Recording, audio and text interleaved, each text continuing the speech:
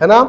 आज कर लेते हैं व्यंजन की क्लास, अगली क्लास में ना हिंदी की मैं कंबाइन क्लास लूंगा, मतलब जितने भी चैप्टर हम लोग पढ़ रखे हैं सबका एक ही साथ एमसीक्यू लाऊंगा और बना के दिखाओगे, यही बताऊंगा सर कि क्या सही हो रहा है और क्या गलत हो रहा है करके, ठीक है। चलिए देखते सर व्यंजन को। जिन ध्वनियों के उच्चारण में हवा मुख बीबर से अबात गति से नहीं निकलेगी, अगर अबात गति से निकल गई तो आ, मतलब जीभ जो है देखो ना तो तालू में टकराया, ना तो मूर्धा में, ना तो दांत में, ना तो ओठ में, कहीं भी नहीं टकराया, आ स्वर है। अगर जीभ कंठ तालू कहीं पर भी टकरा फकरा गया व्यंजन है, सीधा सा मसला है, बात समझ में आ रही है। अगर आबाद रूप से निकल गई आ ई ऊ, कहीं कोई टक्कर हुआ ही नहीं, जीभ का जीभ पड़ी रही, स्वर है। ट ठ ड ढ ण क ख ग घ अंग च छ ज झ इया, जीभ क्या हो रही है, ऊपर नीचे कहीं ना कहीं टक्कर खा रही, व्यंजन है सर, सिंपल सा फंडा है, क्लियर है। ये कहता है सर वरन उससे पूर्ण या अपूर्ण अवरोध होगा, या तो पूरी देखो प पूरा मुंह बंद होकर खुला, ब भ पूरा मुंह बंद होकर खुल रहा है, अवरोध हो रहा है पूरा, ट मुंह आधा खुला हुआ है लेकिन जीभ टकरा रही है, आधा या तो पूरा अवरोध होगा, व्यंजन कहलाता है। दूसरे शब्दों में वे ध्वनियां बिना स्वरों की सहायता लिए उच्चारित नहीं हो सकती, व्यंजन कहलाती है। जैसे सर बचपन में हम लोगों ने पढ़ा, ये क्या है क, ये क है ही नहीं भाई, बात समझ में आ रही है। ये है सर आधा क, ये क है, लेकिन जब प्रारंभ में अगर मैं एक ही वर्ण को दिखलाऊंगा, ये लंगड़ा है सर, बिना बैसाखी के गिर जाएगा, तो ये पूरा बनाकर लगा देते हैं हलंत, ये बता रहा है सर ये आधा का है, ये क्या है आधा का है। और ये आधा का जब पूरा कब होगा, जब उसके साथ में एक स्वर को जोड़ दूंगा, तब जाकर क्या बनता है, वो पूरा क बनता है, बात समझ में आ रही है। ये व्यंजन है सर, एक ऐसा वर्ण जिसके उच्चारण के लिए जीवा कहीं ना कहीं मुंह में टकरा जाएगी, हवा जो है अबाध रूप से मुंह से बाहर नहीं निकलेगी और उसके बनने के लिए एक स्वर की आवश्यकता होगी, ये क्या कहलाएगा हमारे पास, ये कहलाएगा व्यंजन, क्लियर है ये। चलिए आगे देखते हैं व्यंजन, व्यंजनों का उच्चारण। तो सबसे पहले सर हमारे पास दो प्रकार से होता है, एक होता है ग्रामेटिकल दृष्टिकोण से और एक होता है हमारे पास उच्चारण। उच्चारण की दृष्टि से कहने का मतलब है सर हमारा मुंह और हमारा जीभ यहाँ पे परफॉर्म करेगा। तो सबसे पहले एक डायग्राम को देख लीजिए,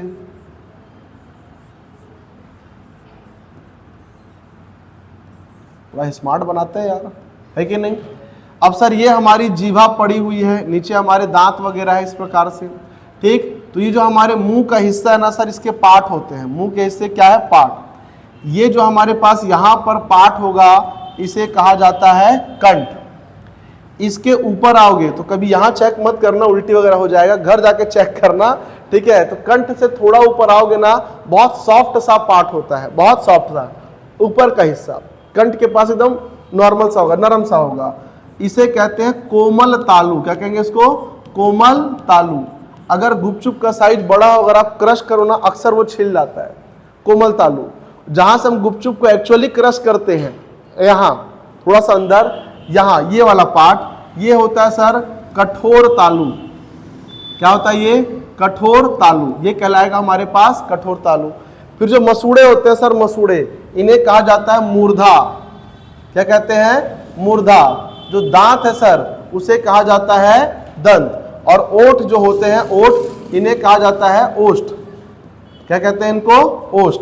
और कुछ शब्द ऐसे हैं जो दांत और ओठ दोनों के टकराने से बनते हैं, उन्हें कहा जाता है दंतोष्ठ। क्या कहते हैं उसको, दंतोष्ठ कहते हैं, बात समझ में आ रही है। तो इसी के आधार पर क्या करेंगे, अब हम लोग उच्चारण की दृष्टि से निर्माण करेंगे सर, किसका, तो किसका निर्माण करेंगे, व्यंजनों का।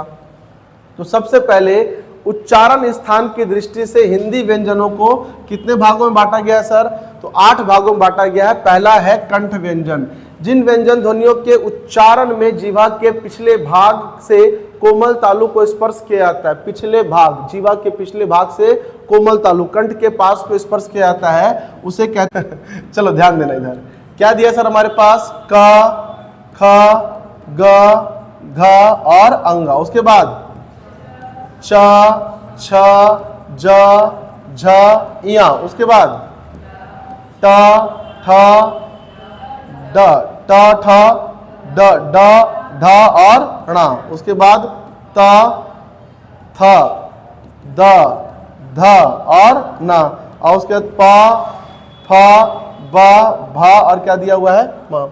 इन्हें कहा जाता है सर स्पर्श व्यंजन। इन्हें क्या कहते हैं? स्पर्श व्यंजन। स्पर्श व्यंजनों की संख्या कितनी है जी? 25।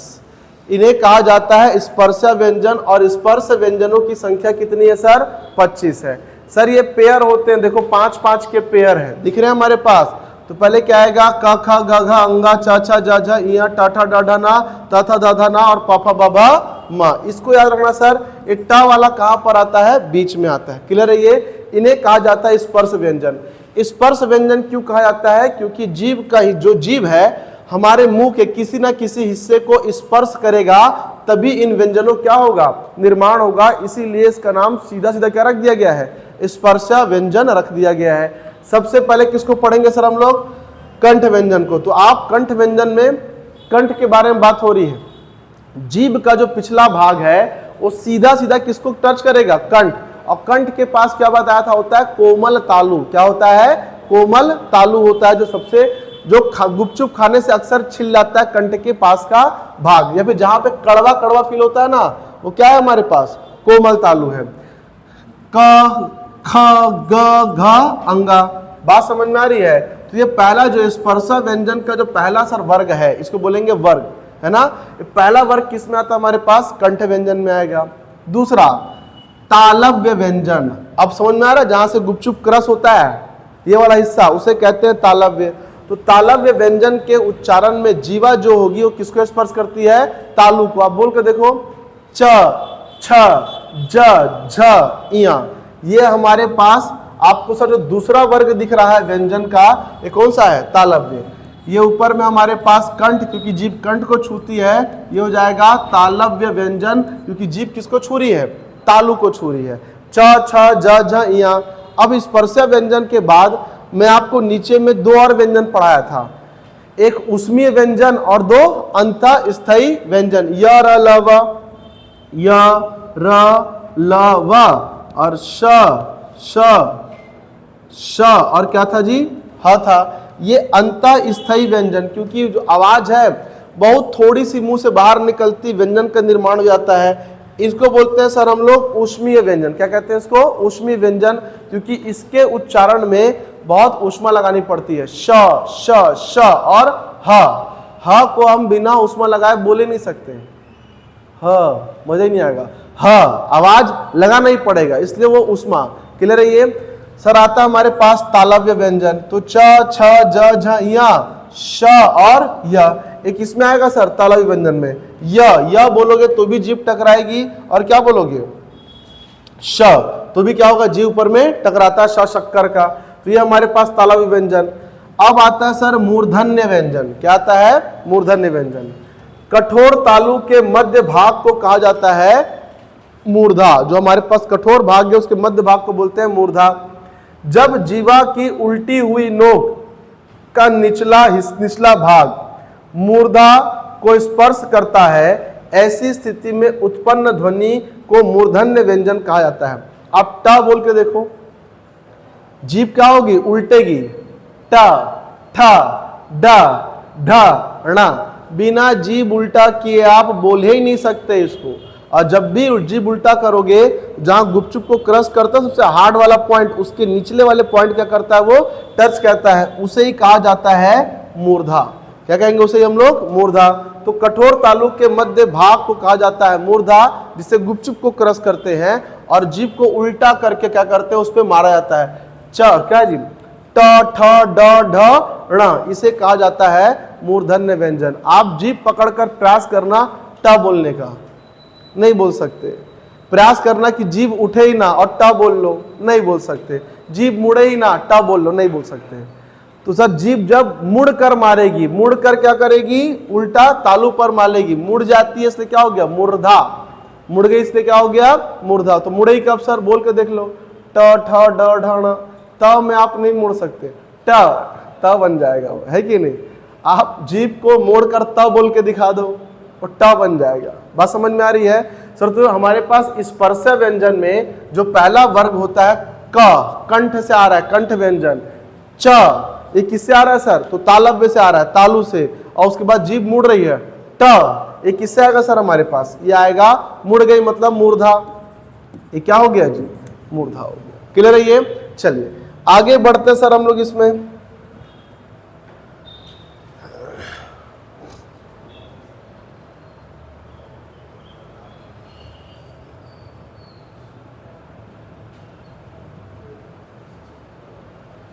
एक सेकेंड ना, कुछ गलत स्लाइड आ गया है। पांचवा कौन सा हमारे पास? ओष्ठ व्यंजन। तो चौथा कहां गया यार? कुछ गलत आ गया है बेटा इसमें।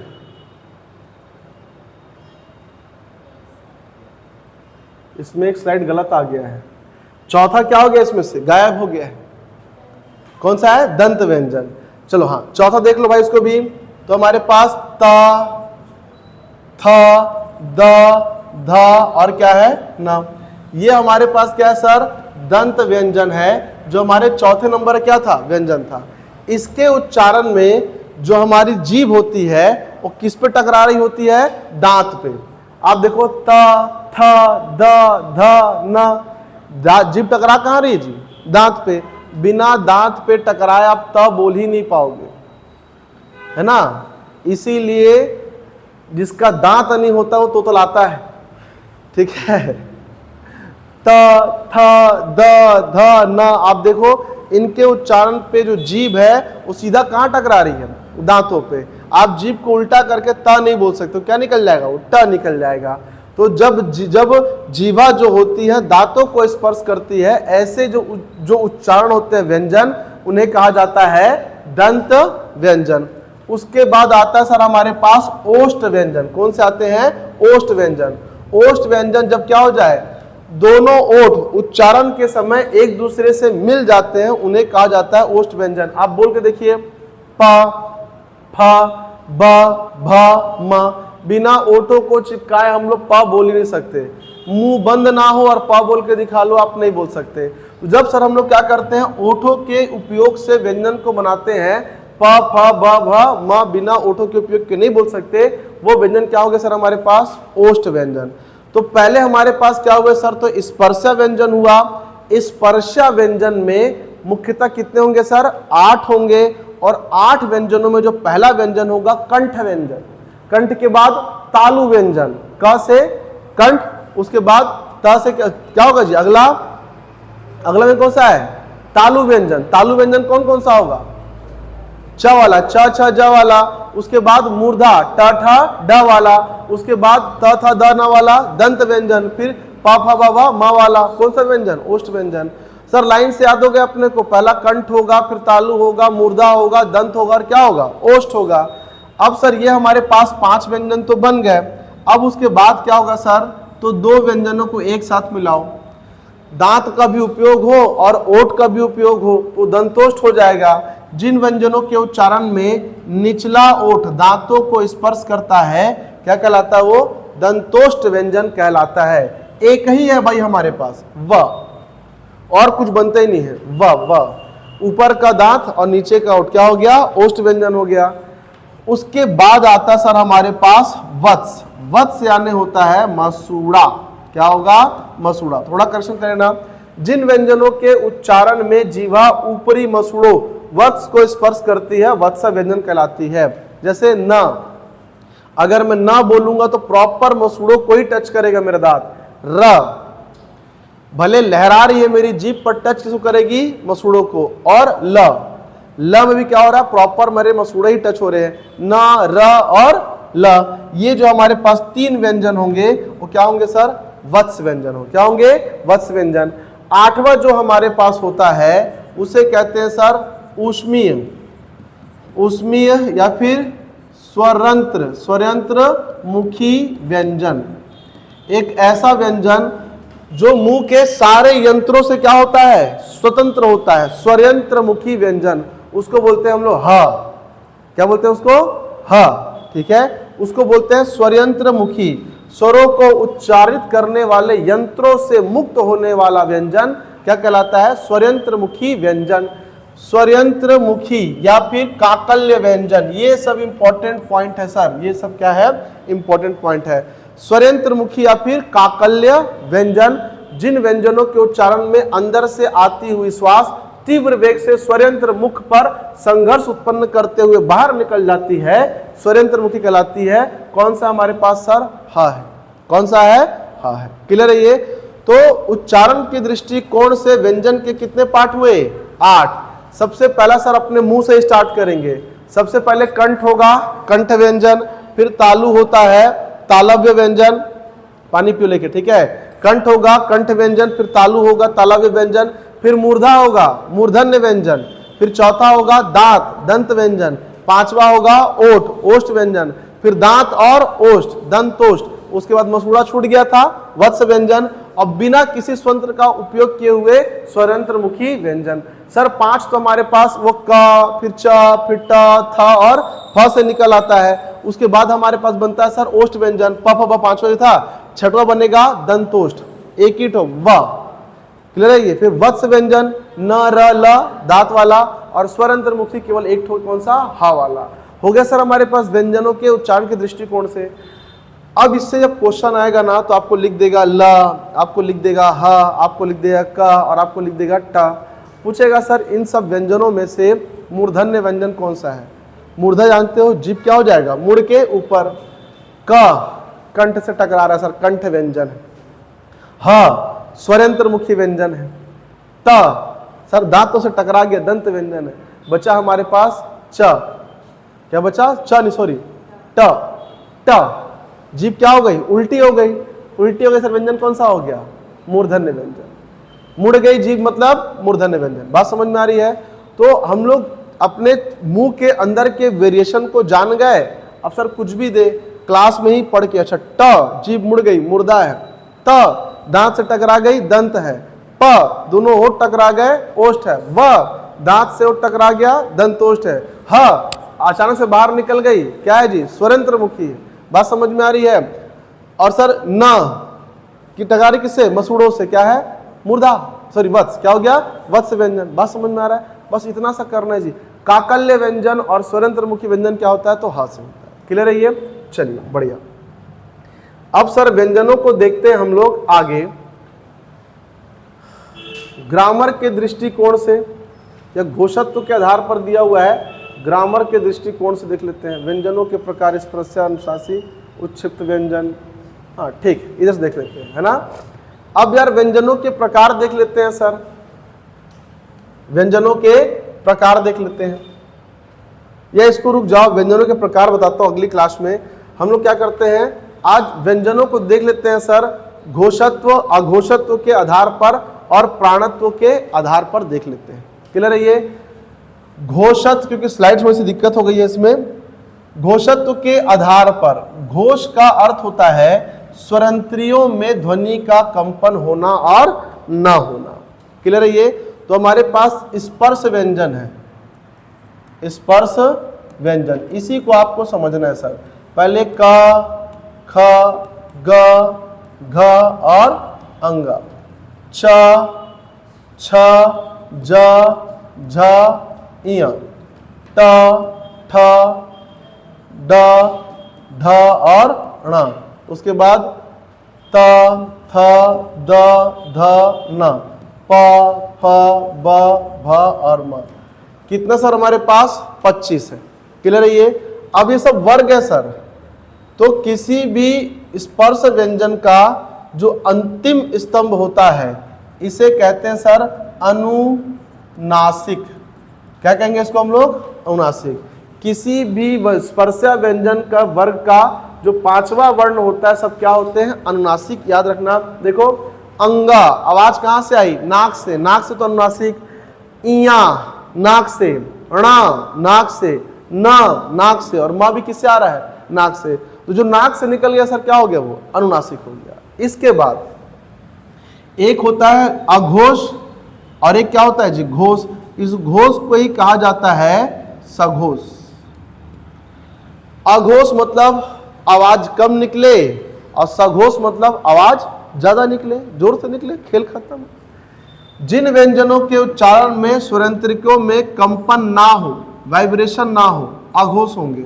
और जिन व्यंजनों के उच्चारण में स्वरंत्रियों में कंपन हो, घोष व्यंजन होंगे। क्लियर है ये?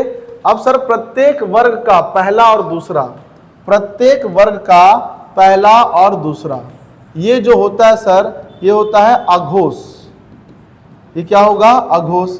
और उसके बाद सर जो बचा हुआ हमारे पास है तीसरा, चौथा और पांचवा, ये क्या होता है? सघोष होता है।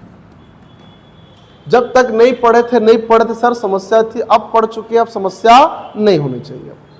कहानी ये है, देखो सर आवाज कम ज्यादा कैसे होती है, जैसे क ख, क और ख, मैं प्राण लगा रहा हूं लेकिन ज्यादा वाइब्रेशन नहीं हो रहा, वाइब्रेशन हो ही नहीं रहा है। क ख, क ऐसे थोड़ी बोलते हैं, क्या बोलते हैं? क और ख, वाइब्रेशन नहीं हुआ सर, क्या है ये? अघोष। लेकिन ग, घ, अंगा, क्या हो रहा है? वाइब्रेशन हो रहा है। वाइब्रेशन हो रहा है मतलब क्या राहुल? ये सघोष है। क्या ये? सघोष है। अगला च, छ, वाइब्रेशन करने की आवश्यकता नहीं है, लेकिन ज, झ और या, इसमें क्या होगा? वाइब्रेशन है, मैं आवाज खींच सकता हूं सर, ये सघोष है। फिर ट, ठ, ट, ठ नहीं होता, क्या होता है? ट, ठ, शॉर्ट में निकल लिया हम लोग, अघोष है। फिर ड, ढ, ण, इसमें क्या हो रहा है? वाइब्रेशन हो रहा है। त, थ, है कि नहीं? कजरारे कजरारे गाना सुने हो, उसमें अघोष व्यंजन गाता, त थ त थ त थ, तेरे कारे कारे, याद आ रहा है गाना? ठीक है, ये सुर होता है भाई। तो त थ क्या है सर? एकदम जल्दी जल्दी खत्म कर सकते हैं, लेकिन द, ध और न, इसको हम लोग खींच सकते हैं। जो खींचेगा सर वो सघोष है, जो नहीं खींचेगा वो क्या है? वो अघोष है। फिर दिया सर प, और क्या दिया हुआ है?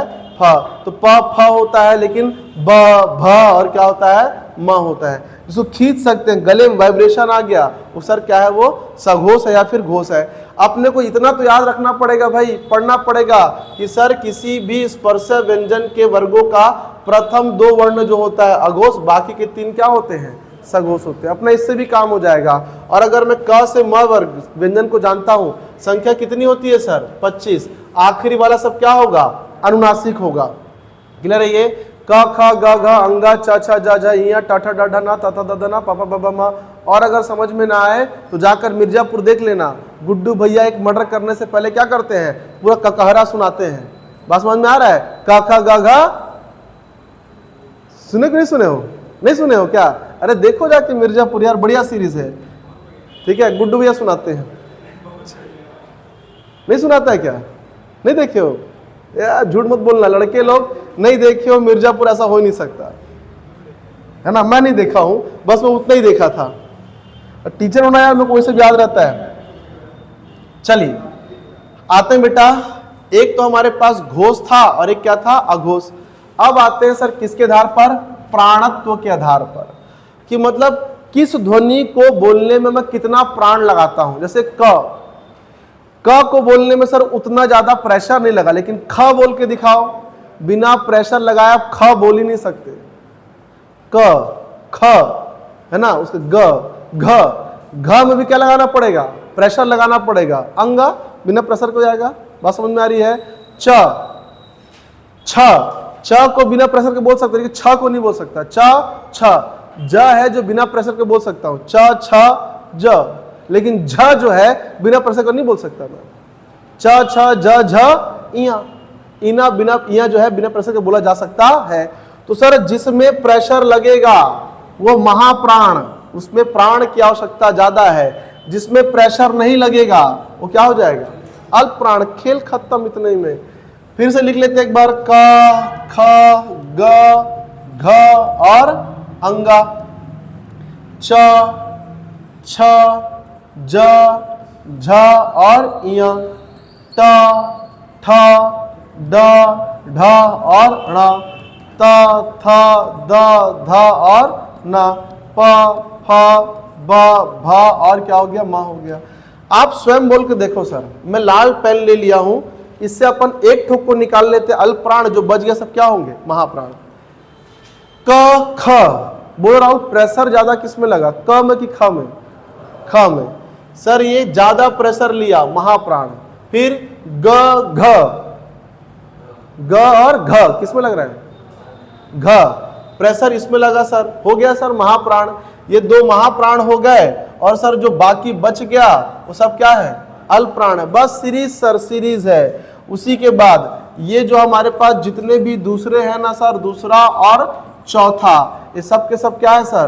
तो महाप्राण। ये क्या है सर? हमारे पास महाप्राण है। और उसके बाद सर जितने हमारे पास ये वाले हैं, जितने हमारे पास ऑड नंबर के बच गए, 1 3 5 1 3 5, ये सब के सब क्या है? तो अल्प प्राण है सर। क्या है ये? अल्प प्राण। तो ऐसे भी रख सकते हैं सर अपन कि स्पर्शीय व्यंजन में, अपन इसको शॉर्टकट में ऐसे भी तो तैयार कर सकते हैं ना। अरे क्या हुआ भाई? ऐसे भी कर सकते हैं कि समवर्ण जो होंगे वो क्या होंगे? महाप्राण होंगे। और जो सर विषम वर्ण होंगे वो क्या होंगे? अल्प प्राण होंगे। कौन से व्यंजन में? तो स्पर्श व्यंजन में। स्पर्श व्यंजनों की संख्या कितनी है सर? तो 25 है। बात समझ में आई? इतना सा कर लेना है यार, वर्ण हमारा खत्म हो जाएगा।